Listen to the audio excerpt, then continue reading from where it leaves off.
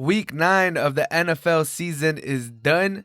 The Bills beat the Seahawks, put a beatdown on them, scored 40 plus points in Arizona. Tua puts on a show, beats Kyle Murray. The Buccaneers get their ass whooped. Saints put another beatdown on the Buccaneers, take command of the NFC South. In the Premier League in England, Wolves struggle against the Foxes. Leicester wins 1-0. City and Liverpool tie. Man United exposes Everton. This is Hard to Handle Sports, episode number 15. My name's Ismael San Juan. Thank you so much for being here. Let's get started. In the NFL, Week 9 is in the books. Let's quickly go through the scores. Packers 34, 49ers 17, Texans 27, Jaguars 25, Giants 23, Washington 20, Ravens 24, Colts 10, Lions 20, Vikings 34, Bears 17, Titans 24, Panthers against Chiefs 31-33, Chiefs get the dub, Seahawks 34, Bills 44, Bills get the 10-point win against Seattle, Falcons 34, Broncos 27, Falcons get the W, Raiders squeak out a win against the Chargers just can't get out of their way, they find new ways of losing every week, Raiders 31, Chargers 26, Dolphins 34, Cardinals 31. Great game. In my previous podcast episode, I said if you had time to take a look at this game, it was going to be a good game. It was. Touch on it in a little bit. Steelers 24, Cowboys 19. Cowboys surprisingly made the game interesting, kept it close. It was a pretty entertaining game to watch too. Saints 38, Buccaneers 3. I'll deep dive into this game, but 38-3, the Saints put a beatdown on the Buccaneers. Brady looked kind of old. Sean Payton definitely outcoached Bruce Arians. We'll get into it. On Sunday Night Football, it was crazy scenes. Almost everyone predicted Buccaneers, including myself. It was an unexpected game. On Monday Night Football, the Patriots squeaked out a win, 30-27 against the Jets. I think both of them left happy after that game. Patriots keep their slim playoff hopes alive, and the Jets, they're going for that perfect 0-16 to get Trevor Lawrence, and they got their loss. They're right on track to draft Trevor Lawrence. I know their fans were happy that they lost. But yeah, that was a week 9 of the NFL season. Those were the scores. It was a pretty good weekend of football. There's particularly some good games. There's some lackluster games. Giants versus Washington. It was an alright game, but no one cares about that game. Texans Jaguars, it was pretty good. Jaguars had a backup QB. Texans squeaked out the win. Ravens Colts, it was pretty uneventful for the beginning, and then it picked up in the second half. Lions Vikings, they're trying to make a push or something. I don't know. Cook is carrying that team on his back. He's running. He rushed over 200 yards this week. Titans versus Bears was a snooze fest, if I do say so myself. Defensive game, the Bears couldn't get anything going. Titans were in control of most of the game. Chiefs-Panthers was surprisingly a very entertaining game. Panthers kept close with the Chiefs. The Chiefs sneaked out the victory at the end. Panthers, they don't have the best record, but they've been competitive throughout the whole season. And then Raiders, already touched on that. Broncos versus Falcons. Falcons might try to make a late push too. They choked a lot of games, so their record could be way better if they hadn't choked like those 2 or 3 games. And yeah, it's pretty much week 9. It was a good weekend of football. I enjoyed it. A lot of surprises, a lot of close games.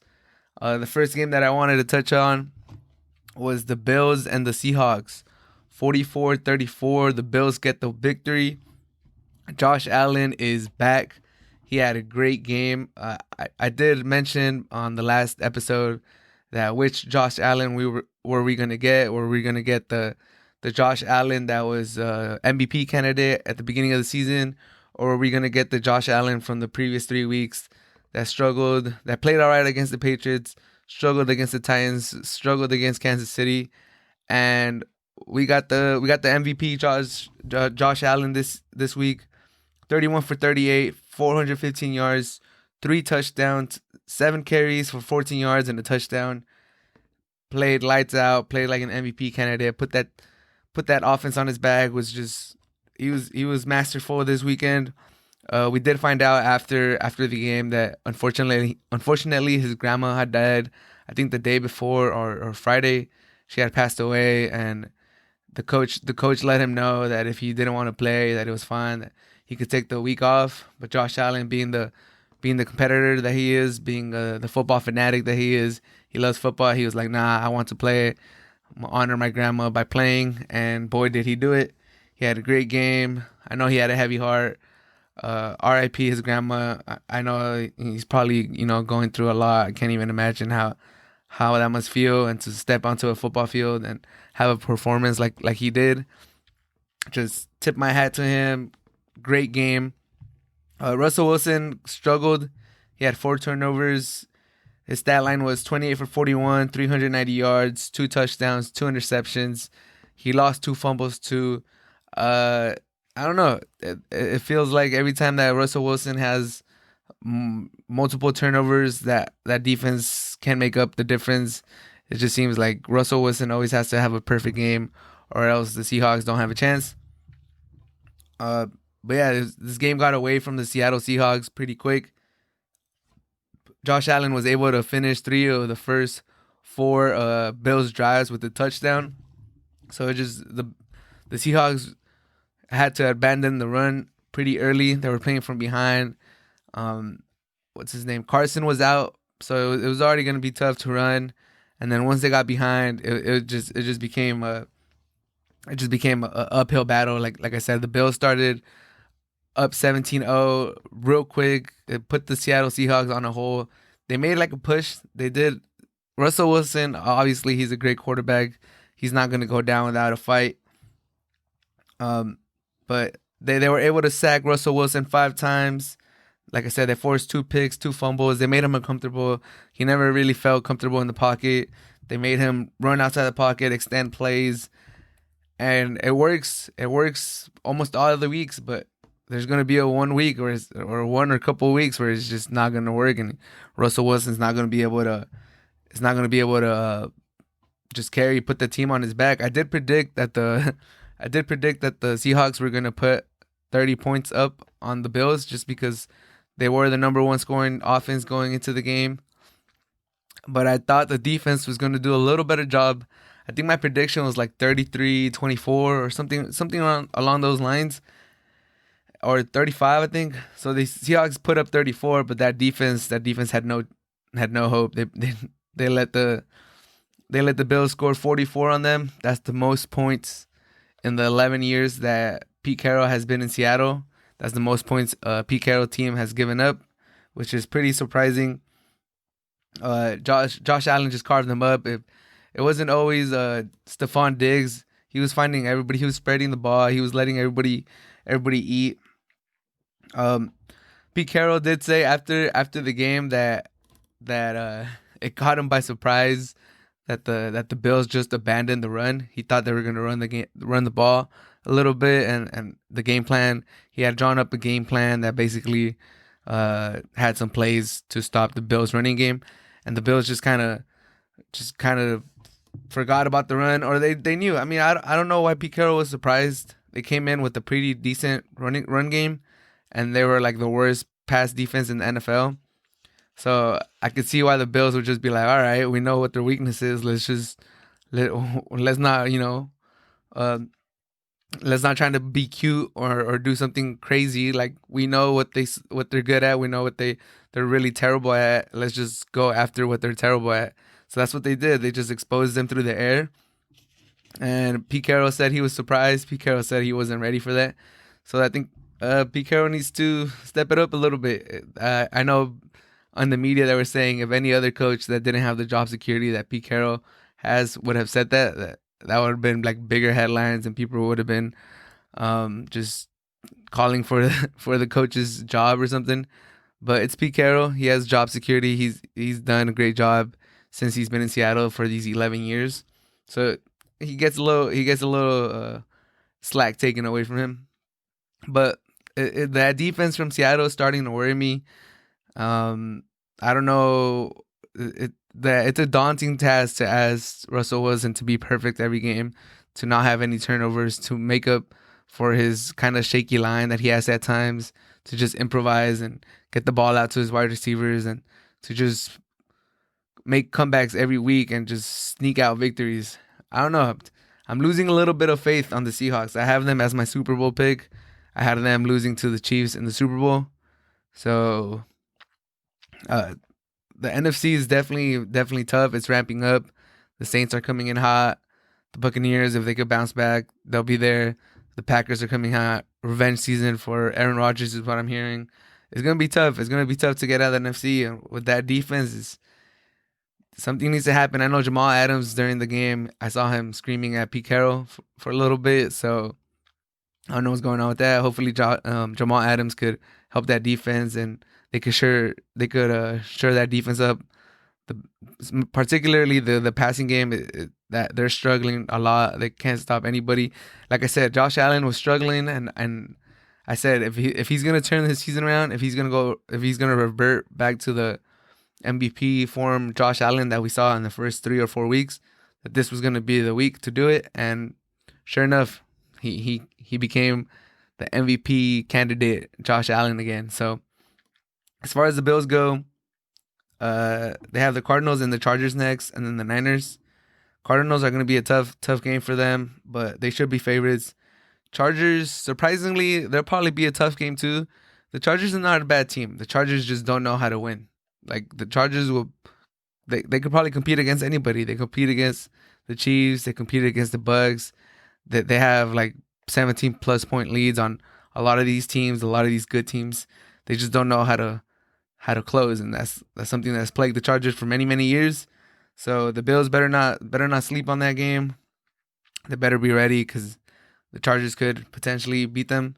And then they play the Niners, and the Niners are pretty beat up, so they should beat that team. But they gotta keep trying. They definitely gotta. They can't take any games lightly. I know the Patriots are behind in the standings, but the Dolphins are right there behind them. The Dolphins are 5-3, basically a game and a half behind them. So they gotta keep at it. They can't lose, because Tua is coming. Tua is definitely coming. The Dolphins and Brian Flores are right there, and I think they're on a 4-game win streak. So for the Bills, this is probably the best start to a season I think I read since like the late 90s or something like that. So take it all in, enjoy it. Josh Allen looks like he's picked it back up. He's gonna turn the season around, but don't get too comfortable, because the Dolphins are right there, and they look good too. And speaking of the Dolphins, that'll be my transition into the next game. The Dolphins and the Cardinals had a great game on Sunday. They were, I think, one of 3 games that were on the 1 p.m. schedule for the NFL on Sunday. 1 p.m. on the western side, on the west side of the U.S. It'll be the 4 p.m. games in the East Coast. But man, what a game. That was a great game. It was one of the games that I touched on before week 9. One of the games I highlighted, Kyle Murray versus Tua. I knew it was going to be a good game, even though Tua didn't have the best of games against the Rams the week before. It was his first start against the Rams, and he played decent. It's kind of putting it in a good light. It had a lot of people thinking like, okay, like how much time are they going to give him before they start really considering drafting a quarterback in the next year's draft. A lot of people were saying that if he struggles, if he doesn't show, promise, that they were going to draft a quarterback with the Texans pick in the 2021 draft. But man, did Tua shut them up. He had a great game. Kyle Murray had a great game too. And they both put on a show. They're the future. They symbolize the future of quarterbacks going forward. I know Brady's still holding on. Drew Brees is still holding on. Rodgers getting up there. Rivers is still here. Big Ben is, doing his thing. And for a while, I know the NFL was probably worried about when that next crop of quarterbacks was going to come. Well, Kyle Murray and Tua are here. Herbert, Burrow is here. It seems like we're going to be in good hands. And this game, proved that. It was just an amazing game to watch. They put on the show. The game ended with Gonzalez trying to kick a field goal to send it overtime, and unfortunately he didn't have the leg for it. He kicked it short. Um, Tua had a great stat line. Tua went 20 for 28, 2 touchdowns. He rushed 7 times for 35 yards. Kyle Murray also put on a show, 21 for 26, 283 yards, 3 touchdowns, 11 carries, 106 yards rushing, 1 touchdown. Man, like their stat lines were ridiculous. If you had any of them on on your fantasy team, they put up points. I think Tua put up like 27, and Kyle Murray put up almost 40 or around 40. So that's a little side note, just so you could kind of, if you're just a fantasy football player, then you'll understand that if they put up those type of points, they probably had a good game. And just wanted to reiterate that the Dolphins look good. Like I was pretty positive on them. I thought they were playing good. I was positive on Tua. I thought he was going to be a good quarterback. I didn't believe. I was saying that it was not the same situation when the Cardinals moved on from Josh Rosen. I said it was a different scenario, and that the Dolphins really believed in Tua. And man, did he show it. There was a couple plays where he was just running around, extending the play. Like, he was about to get sacked, and he just juked the person that was about to sack him. And he looked quick on his feet. For all the people that say that Tua is not like the best athlete, or he's not as quick, or he's not that quick, that's why he gets hurt, because he probably thinks he's faster than he is, and he's not that fast, and that's why like people catch up to him. He looked pretty fast. He looked pretty quick. He looked pretty shifty out there. It looked like he's definitely going to be able to maneuver around NFL defenders. Like, they're not going to be that like athletic, or they're not going to be too athletic, or what, where he's not able to make some juke moves and get away from them. He looked like he was comfortable. He was doing his thing. And as a lefty thrower, he pops off the screen. I like watching Tua play. I think he's going to be bright. He's going to be a star in the NFL. Now, I don't know how big of a star. He's maybe not a superstar, but he's definitely going to be a star. He'll probably make a couple Pro Bowls, is what I predict. He looked good, and I believe in Tua. And now the Dolphins are positioned where they're only 2 wins away from the Bills, and the Dolphins already had their bye, and the Bills haven't. So potentially they're 1 game behind. They're basically 1 game and a half behind the Bills, and they play on week 17. So circle that game in your calendar. I feel like the way the schedule's setting up, they have a chance to where that game could mean something. The division could come down to the last week 17, Bills versus Dolphins. I think that would be an amazing scenario, and it'll be fun. Regardless if it comes down to the last week of the NFL, the Dolphins have positioned themselves where they could compete for a wild card spot. The next 3 games they have on their schedule, they have the Chargers, Broncos, and the Jets, and then they have the Bengals too. The next 4 games on their schedule: Chargers, Broncos, Jets, and Bengals. So they could really stack up some wins going forward in these next 4 weeks. Like, I already talked about the Chargers, but the Chargers, they're not a bad team, but they just can't finish games out. So they should be favored against the Chargers. Broncos, they should be favored against them too. Jets, definitely going to win. Jets are trying to tank. Jets are not trying to win.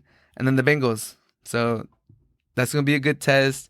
It's going to be great TV too, because the Chargers and the Bengals are coming up, and that's Burrow and that's Herbert. And now we get to see the 3 top quarterbacks in the 2020 draft play against each other. And I think that's going to be I love storylines. I love when, you're able to write about stuff going into a game. And there you go. The number 1 pick against the number 5. The number 5 pick against the number 7 pick. All of them looks like they have a bright future. It's gonna be good TV. It's gonna be good TV. And what more do you want as an NFL fan?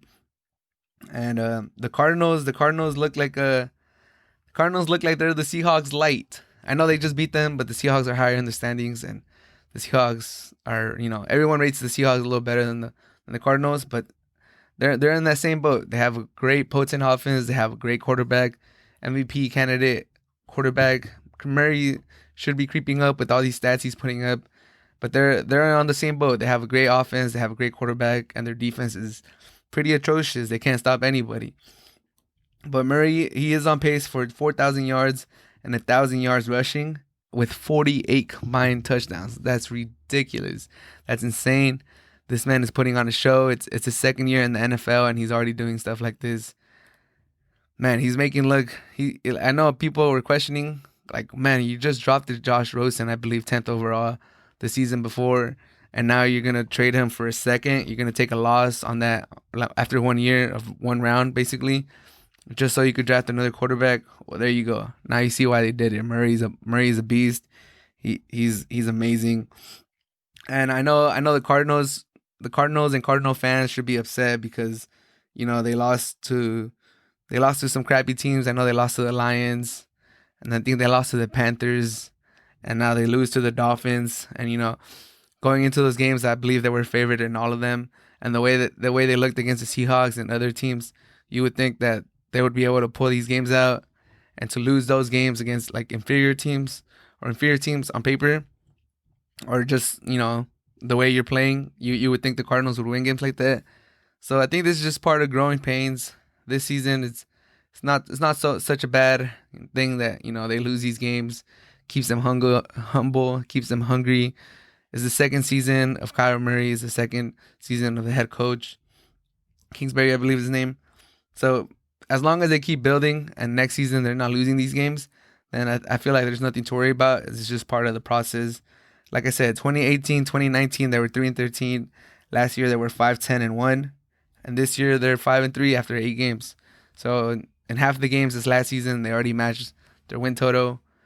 Cardinal fans, I know it was a hard loss, hard pill to swallow, because you guys could have been right there behind the Seahawks, 1 game behind, and then then it's not just playoff. Then it's just not playoff aspirations. Then you can start dreaming even bigger, because that home field advantage, getting a home playoff game, that's key when you're trying to go make a deep playoff run. But for now, I think you're still 2 games behind the Seahawks, or a game and a half behind the Seahawks. It gets a little harder to win the division. But if you look at it, if you take a step back and just look at the progress the team has made from that 3-13 season, then you'll see that the Cardinals are on the right way, and at least you found your franchise quarterback. So just keep at it. Cardinals are on the right way, and they play entertaining football. So as a neutral fan, Cardinals are fun. They're a team I like to watch whenever I can. I watch most of these games, so Cardinals are one of the games that I just like to turn the channel to, just because they're fun. They're fun team, and anytime Kyle Murray's on the field, I want to see him play. He's an amazing quarterback, and shout out to Kyle Murray. But that was Cardinals versus Dolphins.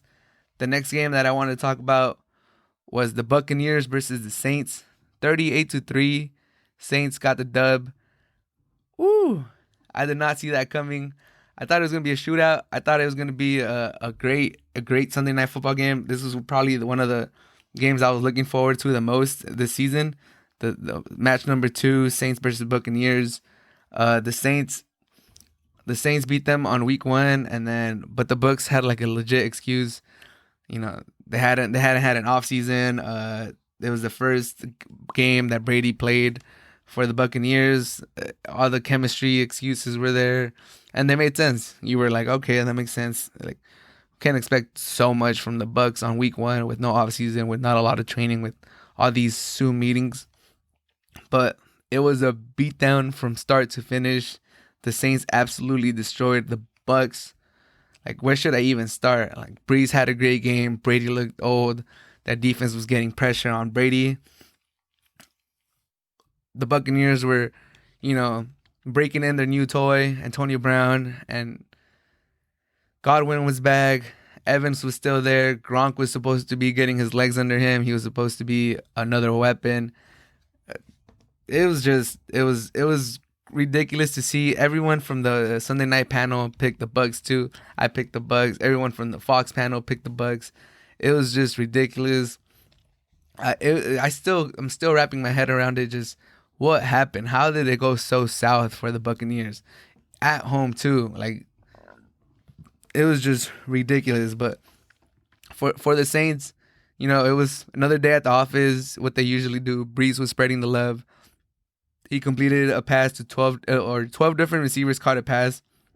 I don't know if Breeze did it to all 12, because Breeze got to sit out a little bit at in the fourth quarter. So I believe the 12 different catcher was a catch by was thrown by Winston, but 12 different receivers from the Saints caught a pass. I think the only one that didn't catch a pass that was eligible to catch a pass was one of their reserve running backs, and that reserve running back got more yards rushing than the whole Bucks team combined, because the Bucks were behind so quickly they had to abandon the run. They only had 8 yards rushing the whole game, which is ridiculous.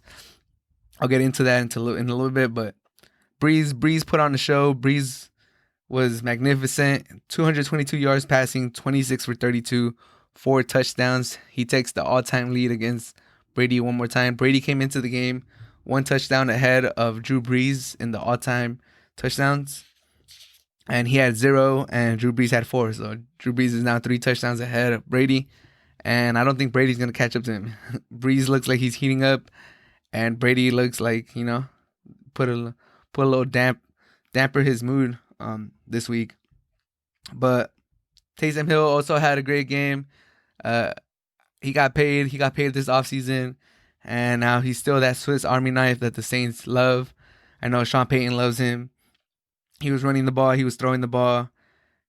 He was catching the ball. He was doing everything. He was hurdling over defenders. Man, Taysom Hill really showed what he could bring to a team, what he could bring to the Saints when he's on, when they use him correctly. And it was fun. It was fun to see him go out there and be used in all assets of the offense. He actually threw the ball. They were saying that I think that was the 4th pass that he's thrown the whole season. So it was pretty cool to see him throw the ball. And the Bucks defense just couldn't stop the Saints. The Saints spread the ball so good. You can't really key on anybody. Michael Thomas was back. I believe he had 5 or 6 catches. Kamara had his 5 or more usual catches. Emmanuel Sanders got into action too. He caught a touchdown pass. It was just a beautiful display of spreading the wealth. And now I think the Saints should be the favorites in the NFC now. After watching everybody play, I know this changes from week to week. You never know who's the favorite. And one week it'll be the Saints. The Bucks came in as one of the teams that people were like, okay, they should be the favorites. Seattle has been on the top, but then they lost to the Bills. But after this beatdown, the Saints are getting their players back. Michael Thomas is back. They're getting healthy. I think it would be a dishonor. We would be not doing them justice if I didn't think or put them at the top of the power rankings for the NFC. So right now I would put the Saints at the very top. Convincing win on the road against the Buccaneers, who everybody was really high on. That definitely puts the Saints right up there. And now they swept the Patriots. I mean, I think of Brady, I think of the Patriots, but they swept the Bucks 2-0 in the season. And this is the first time that Brady has gotten swept in his whole career. I think that has to do more with how bad the AFC East has been throughout his career. Because when you're playing the Dolphins, when you're playing the Bills, and when you're playing the Jets, it's very hard to get swept 2-0. You might lose one game to them, but they're not going to beat you twice in one season. But first year that he's gone from the AFC East, and it's the first time that he gets swept against a division rival. But as far as Brady, I think he looked old. I think he was forcing the ball too much to Brown. I did kind of see that. I did think he was going to do that. That's why I predicted that Antonio Brown was going to have a good game. I thought Brady was going to be keen to make everyone accept the fact that he's the one that pushed the Bucks to get Antonio Brown. So I thought he was going to make a considerable effort to find him and just tell everyone could be quiet and everybody could just get off his back. Because now that Antonio Brown, or now that they lost, and now that Antonio Brown had a so-so start to his Bucks career, now people are going to start questioning, man, was that the right move? Did they even need to bring this guy? What were they thinking? They were already doing good. They didn't need Antonio Brown. And when they start asking those questions or bringing those topics up, they're going to look at Brady because he's the one that really pushed for Brown to be there. So that was my thought process. I thought, all right, he's gonna find Antonio Brown. Antonio Brown's going to have a big game, and then everyone's going to be like, okay, I see why they brought him in. I see now why Brady wanted him, but he was trying to feed him the ball. It just didn't work out. On one of those long passes to Antonio Brown, he got intercepted. Um, but there's this saying throughout the years that you never bet against Brady. Like if you're trying to lose money, you bet against Brady. So even when they were getting beat like 28-0 in the first half, I was like, oh, like he might come back. Like I was still watching. Like all right, once he gets one touchdown or gets the ball going, and they get on the board, like, and the defense gets a stop, and then they score another touchdown, another 14. I just kept like thinking of scenarios in my head, like how are they gonna come back? How is this gonna happen? How is Brady gonna just add another comeback to his resume? But it never happened. At the beginning of the third quarter, they got in like goal to goal situation, and they weren't able to punch it in. They got a fourth down. The Saints got a fourth down stop on this throw that Brady threw to Gronk, and Gronk wasn't able to secure it, and he dropped it. And that was pretty much the nail in the coffin. I'm like, all right, this game's done. At the end, the Bucs kicked a field goal just so they wouldn't stay at 0. It's pretty overall pathetic performance by the Bucs. It was lackluster. It was bad. Where do they go from here?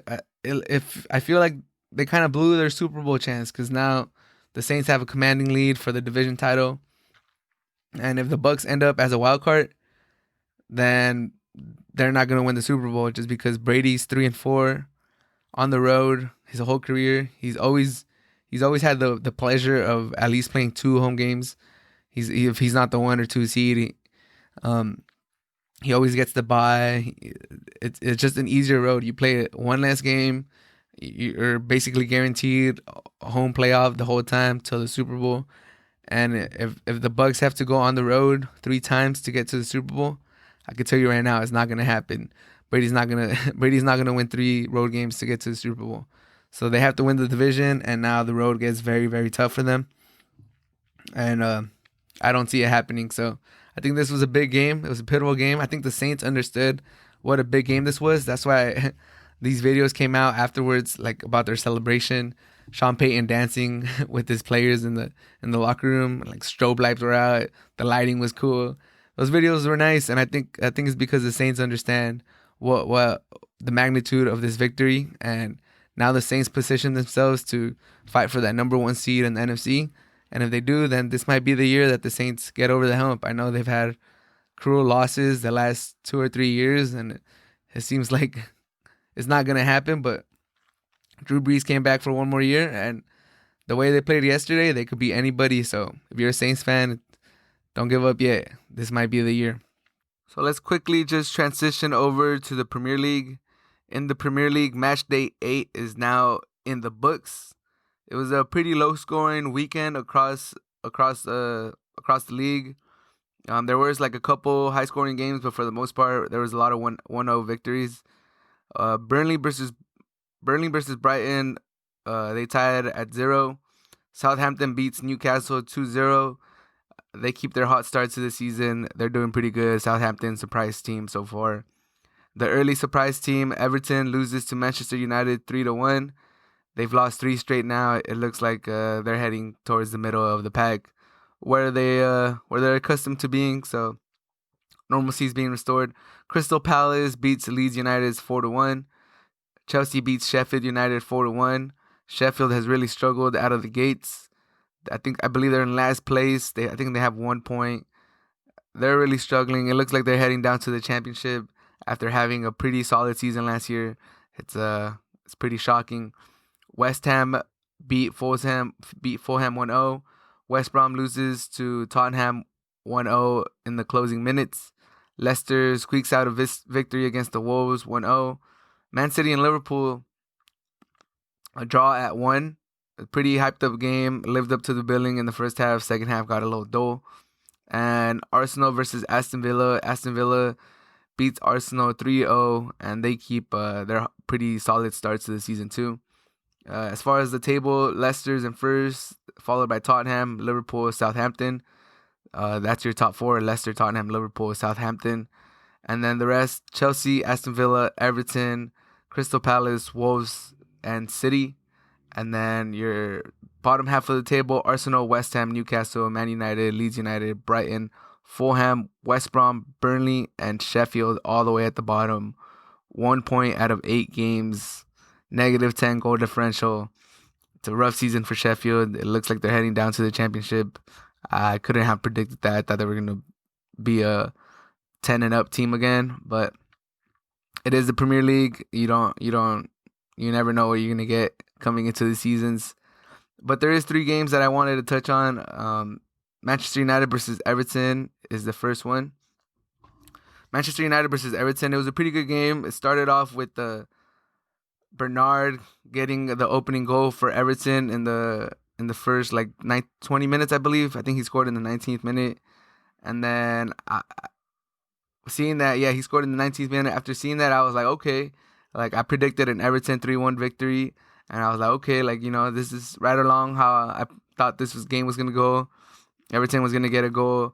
United was going to press up. And then Everton was going to get them on their counterattack. James was going to be able to pick apart the defense. He was going to have holes to work with, space to work with. But unfortunately for Everton, Bruno Fernandes got the tying goal 6 minutes afterwards. A beautiful cross by Luke Shaw. And then Fernandes sneaks into the box. Open header, places it beautifully on the right side of the goal. And after that, it was just Manchester United kind of took over, took the lead. 7 minutes later, in the 32nd minute, Bruno Fernandes with the cross for Rashford goes untouched, and then it just keeps going into the back of the net. And then after that, Everton was playing from behind, trying to get the equalizing goal.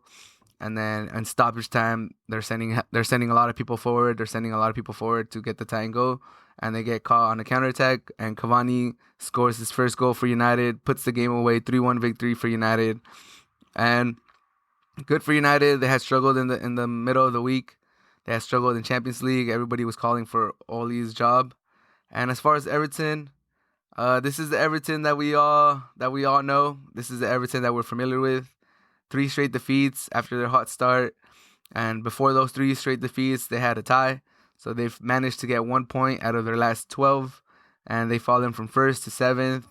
And everybody was struggling to start the season. So their first place was kind of like a little asterisk. It wasn't like a first place in a regular season where the top 6 start in their best form and Everton was leading.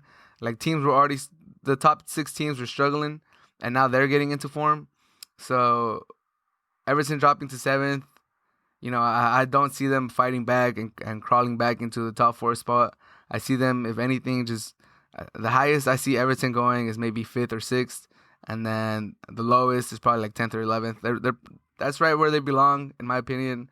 When people were asking if they had a chance to win the league after their hot start, I kind of said I was hesitant to even say top 4, just because in the Premier League you need a lot of squad depth. You need a lot of players that could come in when you get an injured player, when players get suspended, or if somebody comes and takes your player in January, in the January transfer market, you gotta have squad depth to offset the losses, like I said, of injury or suspension. And they had both. They had Richarlison was gone for suspension because of his harsh tackle against Liverpool, and then they had some injuries, and it just the players that came in to replace those players, their bench players, their squad players, didn't have the quality, didn't have the chemistry to make up for those losses. And now 1 point out of 12, seventh place now.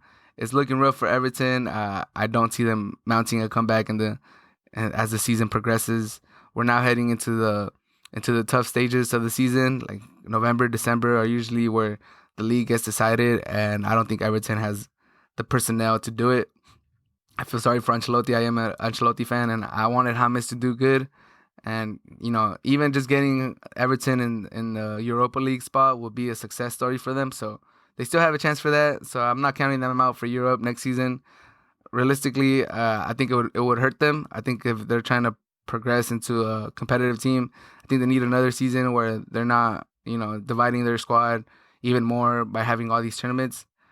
But Everton fooled me. I thought they were for real for a little bit, and now I'm kind of seeing who they really are. And one statistic that really caught my attention was they're actually 0-8 when Richarlison doesn't play. He's missed 8 games since he joined Everton in summer of 2018, and that really goes to show like how the squad depth. The squad depth. That means they don't really have somebody to pick up the slack for Richarlison when he's not there. And he's a pretty good player. He's Brazilian. He has some flair. He's pretty quick. He adds a lot to their offensive trio. So I think in January, if they're still in the battle, if they somehow manage to stay lurking, maybe fifth or fourth or in the top six, they should definitely invest in some players. Try to build that squad depth, and maybe they could make a push in the second half of the season. As far as United, Fernandes was their best player again. He tends to be their best player a lot of the times, and Cavani finally got on the scoreboard. I think he's going to be great for them. I predict that he's going to be good for them. I think he still has a lot to offer. He's one of the most prolific scorers of his generation. And as far as Ole go, I still think he should go. The team seems to respond when he's about to get fired. After they lost to Tottenham, after they lost 6-1 to Tottenham, they beat Newcastle 4-1, and then they got some convincing wins in Champions League against PSG and Red Bull. But then they lose to Arsenal, and then they lose to Istanbul, Basaksehir. Sorry, I'm mispronouncing the name. And then they respond against Everton. But this roller coaster that United keeps going on is the lows are too low, the highs are not high enough, and I don't think he's a man for the job. I don't know how much longer they're gonna ride this program out, ride this coach out. But I've kind of lost faith in Ole, and I think they should make a transition and maybe get Pochettino, maybe get somebody else. But I just don't think he's the man for the job. But just some takeaways. Now we're going into the international break. United still has a long way to climb on the table for where they want to be, and Everton they're falling, and it looks like you got to sell your stock now before it keeps getting lower. But yeah, it was a pretty good game. Shout out to United for saving Ole's job, and Everton, you got to pick it up. The second game that I wanted to get into was Wolves versus Leicester City. Wolves lose to Leicester 1-0. It was a pretty good game. Kind of didn't have too many chances, but it was entertaining. The first half was all Foxes. Wolves didn't really show up for the first half. In typical Wolves fashion, that's what they do. If you're a Wolves fan or if you keep up with their games, it's been kind of frustrating watching them just never come out the gates really firing, always taking a half to get warmed up and then coming back in the second half and being a more aggressive team, like having more urgency. So this was the same thing in this game. Leicester City earned 2 penalties in the first half. Vardy converted 1, and Real Patricio stopped the second one. The first penalty was kind of controversial, or it was controversial in my mind. They were doing the Leicester was doing a cross in the Wolves box, and Max Kilman was like maybe 4 feet away from the cross, and the ball hits his hand. It's in a natural position. There's nowhere he could put his hand, and they call that a penalty. Everyone from the announcers to the embassy, like halftime crew, were questioning, like, how is that a penalty? What is the defender supposed to do at that point? Like, how is he supposed to run or even move with his hands like just tied to his body? It's really unfortunate that they keep calling penalties like that. I don't like the new penalty rule. I think they need to go back to the old rule where they gotta measure intent. If there was intent, then okay, like you call it a penalty. But if he's just running, if he's in a natural position, it's really hard to move your hand when the opponent is like 3 feet away from you, or like even less. I don't know how close. It was definitely less than 5 feet, and the ball is coming with pace. Like, what are you supposed to do with your hands? It's super unfortunate. I think if this continues, people are just gonna be hand hunting, arm hunting. They're just gonna tell their forwards to, hey, just cross the ball and cross it, kind of like at a waist to upper torso level, and just try to get a handball, because they're calling that any ball that hits the hand or the arm, they're calling it a penalty nowadays. So just even if no one's in the box, just try to get across, hit that man's arm. I think that's where we're getting to. There's too many penalties being called. I don't like it. I think it's not good for the sport. But yeah, the Wolves were dominated in the first half.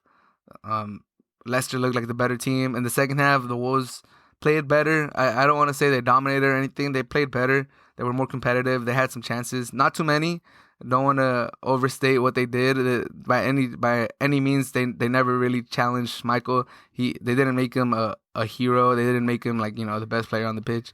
They didn't really worry him that much. They did have more possession in Leicester's half, but most of it came to nothing. Uh, they I don't know. They have Silva. Silva. They spent 40 million euros, I think, on him, and he's not really getting playing time. It was nice to see him get at least 12 minutes. I believe he got, and he looked pretty decent. But they need to put him in more. They need to make that purchase worth it more. Wolves just look pretty stagnant going forward. They look like they're struggling to score goals. Schmeichel did make a great save against this shot from Neves that came outside the box. Is going top right corner, and Schmeichel make a great save. Conserve the tie for the Foxes, and then Leicester goes top of the table after 8 games. They're top of the table going into international break. They were saying that when Leicester won the league, I believe like 4 seasons ago, at this point in the season they were 5th, and now they're 1st. So hey, it might be time for the Foxes to start believing again. They do have a nice squad. Got Madison. They have Vardy. They have Schmeichel. Their defense is solid. They have Tielemans.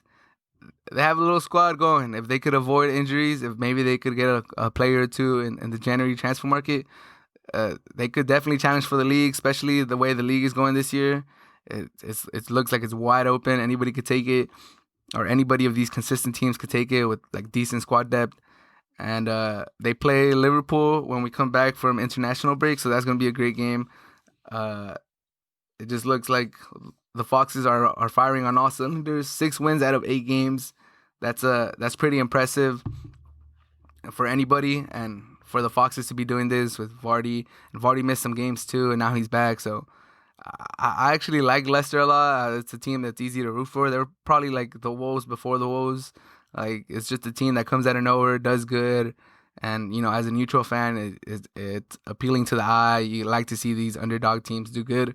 As far as Wolves, the style of play that they used to bring when they moved up from the championship, that really caught my attention, and I know it caught a lot of people's attention, and made some neutral fans Wolves fans, and just made some neutral fans just tune into their games. It's been missing this season. They've been struggling to play like entertaining soccer. They've been struggling to score goals, and I don't know what they need to do. I think Adama Traore needs to be given a start somewhere along the lines. I mean, whatever they're doing right now, it's not really working too well. They're not really scoring goals, so they got to mix it up a little bit. Put Adama Traore. I know they're missing Jota. He's doing great with Liverpool, but the Wolves Nuno has to do something. I know it was one of their best start. It was the best start ever to the Premier League season statistically, but just the eye test is not there. So Wolves got to do something. Give Silva more time, or start Adama Traore. They got to do something. They can't just keep going down this path and hope to squeak out 1-0 victories and put so much pressure on the defense to always have a clean sheet. I don't think that's sustainable. And if they have aspirations to be a top 6, 7 team in the Premier League again this season, and they gotta pick it up and they gotta try something out. So Nuno, try something out, change the squad up a little bit, change the starting lineup a little bit. And Foxes, I'm actually pretty happy that you guys are top of the table. You're an easy team to root for. I like Vardy. Good job, Foxes, top of the table. Shout out to all the Leicester fans out there, and shout out to all the Wolves fans out there too. We're still here. I'm still a Wolves fan. Let's see if they could pick it up the rest of the season. And the last game that I wanted to talk about, Liverpool versus City. Liverpool versus City was the hyped up game of this week. Everybody wanted to see it. The last 2 champions, both of them breaking records in their respective seasons when they won the league. Just 2 dominant teams with 2 great coaches. Pep versus Klopp.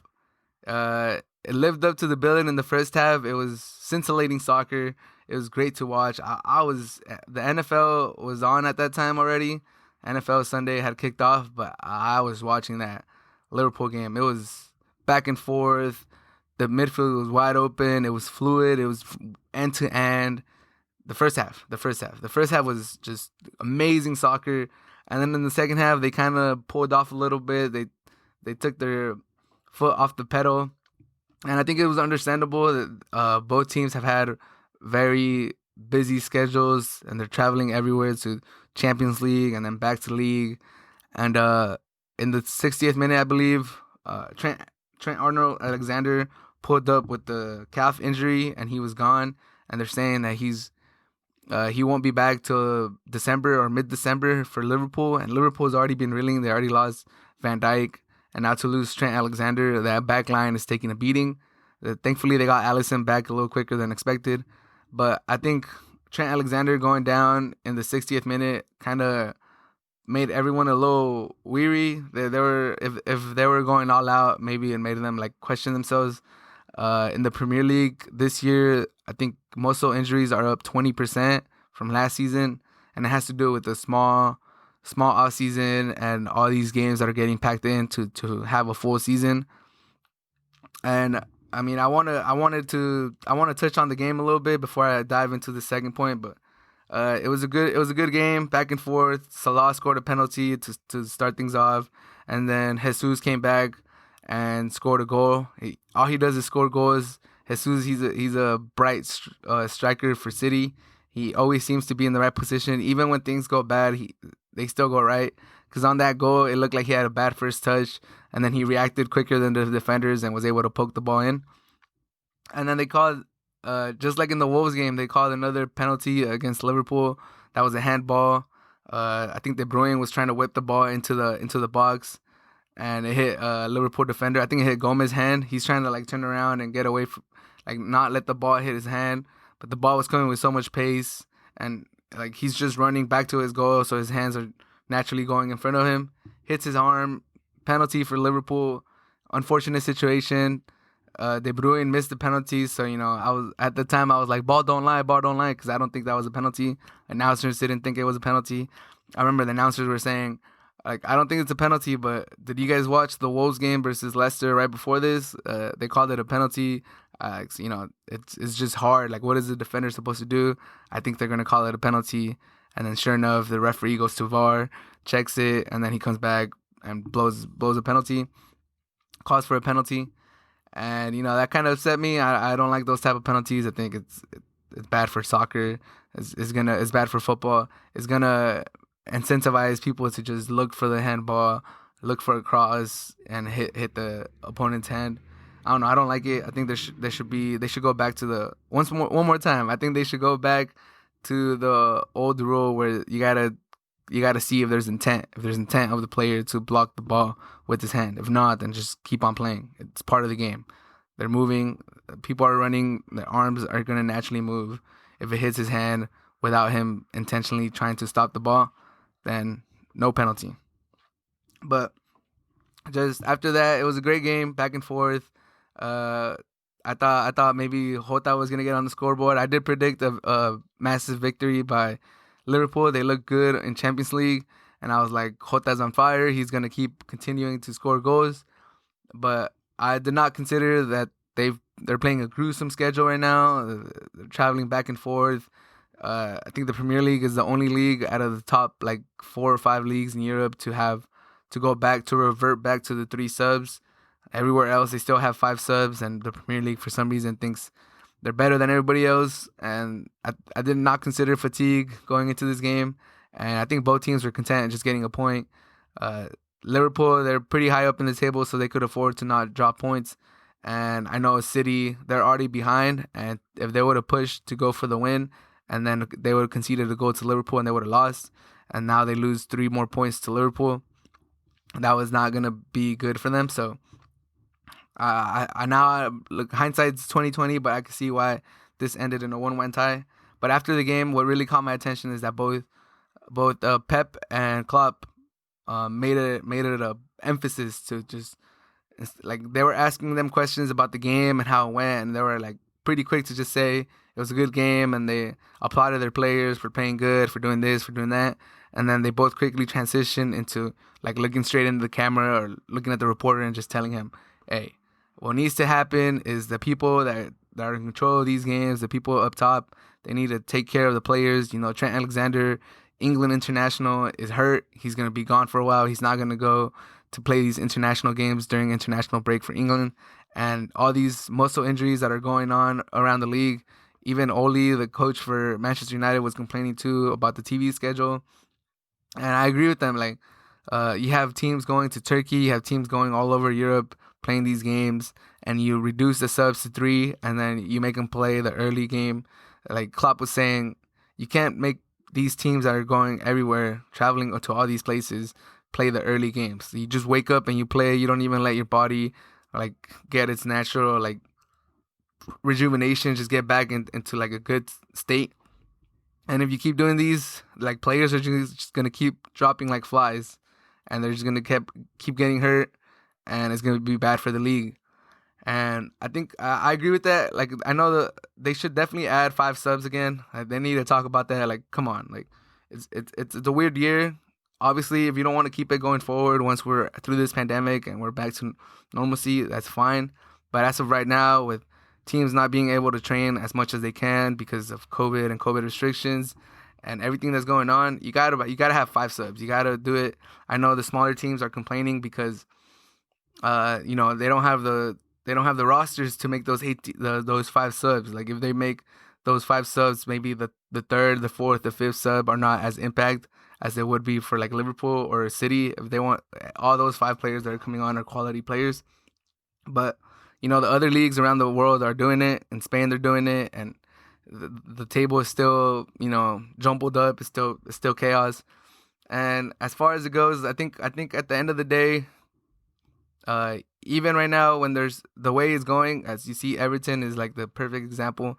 They started off hot, and naturally there's going to be injuries, and there's going to be suspensions, and there's going to be a drop in form, and they're already down in 7th. And I think naturally the top teams are always going to end up at the top. Like, it's always going to be City, Liverpool, Arsenal, Manchester United, Tottenham. All those teams are always going to be at the top. Maybe you get a surprise team that ends up in the top, but they're always going to be at the top. The only difference that's going to happen if you don't change nothing is they're going to get there with a lot more injuries.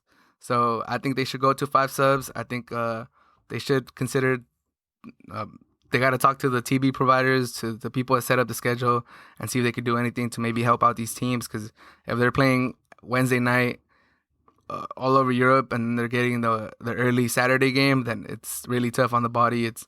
It's hard to recover after going all out for 90 minutes and then telling them to play 3 days later, play another 90 minutes at full intensity. It's just hard. So I do agree with Klopp. I do agree with Guardiola. They need to do something about it. And now we're in the international break, and week 8, match day 8 of the Premier League season is in the books. First 8 weeks of the Premier League have been amazing. I'm pretty excited to see how it plays out. Pretty excited to see if they make any changes to the schedule, if they make any changes to the sub rule, and if they make any changes to the handball rule too, because it's getting pretty out of hand. All these penalties that are being called that are pretty ticky-tacky. They're not conclusive. They're not penalties that would have been called back in the day. But that's pretty much it for this episode. Thank you so much for listening. Thank you so much for tuning in. I appreciate all of you guys. If you're still here, if you're still listening, subscribe to the channel, subscribe to the podcast, and I'm going to keep making videos and providing some content for the Premier League, for soccer all over the world, and for the NFL right now. And some NBA talk is going to be coming too. The NBA draft and the NBA offseason is right around the corner, so I'm going to be talking about that in a little bit. But thank you so much for listening to the Hard to Handle Sports Podcast. My name's Ismael San Juan. Have a great rest of your day wherever you are. Salute.